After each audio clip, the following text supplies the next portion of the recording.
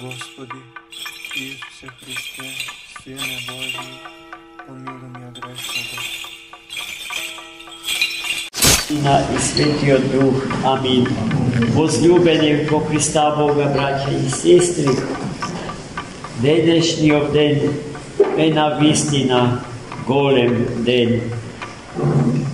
Во ова наша кратка беседа сакам само да ги сумирам резултатите на она што се случило денеска, а е запишано во книгата на сите книги.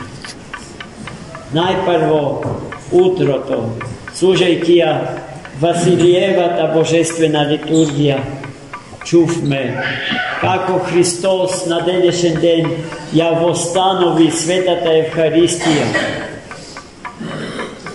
светата чаша од која што се храниме со вечниот леб небесен и ја пиеме водата жива која што истекува и му се дава на човекот и на светот.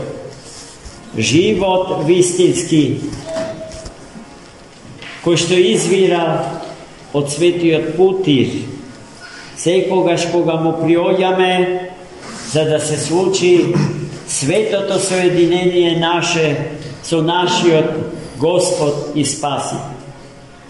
Потоа чувме како Христос не повикува да ги исполнуваме сите заповеди Божи, да живееме според нив и живеејќи според нив, да ја имаме слободата што од Бога ни доаѓа, се што вистински ни треба да побараме од Него и да ни биде дадено безпоговорно.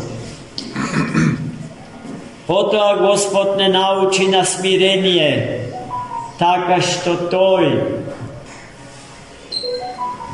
ги изми нозете на своите ученици. Тој кој што е Господ и учител нивни, им ги изми нозете на своите ученици,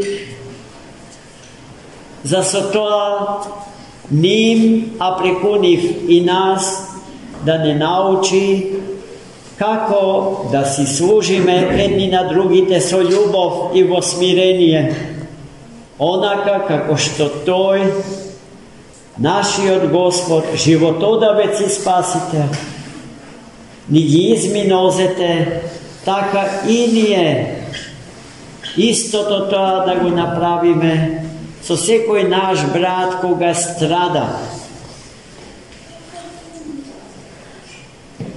А оној кој што тоа го прави е оној кој што љубов има, а оној кој што љубов има ќе биде познаен како Христов човек.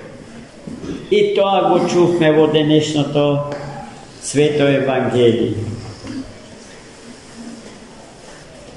И најпосле, во смирението, Христос отиде уште подалеку од миењето нозе на своите ученици.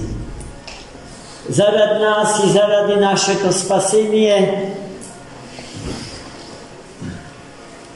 прифати крстна смрт, распјатие на крстот, а потоа и смртта на крстот. Оној кој што нема смрт, оној кој што не знае за смрт, бидејќи не знае за грев, зашто гревот е причина за смртта.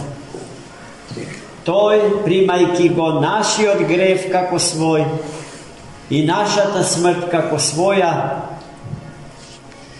отиде на крст, за на теренот од крстот да ја извојува најголемата победа до која што може човекот да стигне, победата на животот над смртта. И сето тоа денес Христос ни го откри и ни го кажа нам и на неговите апостоли. Затоа, браќи и сестри, нам ни преостанува само едно, да го следиме Него. И како што Тој самиот себе си со секој од нас посебно се идентификува, така и ние, секој од нас посебно и сите заедно со Него да се идентификуваме. Да не сме на Петко, на Трајко, туку на Христа Господа. Да сме Христови браќа и сестри. И тогаш христијанската философија на живење според Богочовекот Христос, распнатиот и воскреснатиот Бог наш, ќе ги донесе и ќе ги даде своите вечни, негнилежни и несмртни плодови. Амин. За многу години. Господи Исусе Христе, Сине Божи, помилуй меня грешного.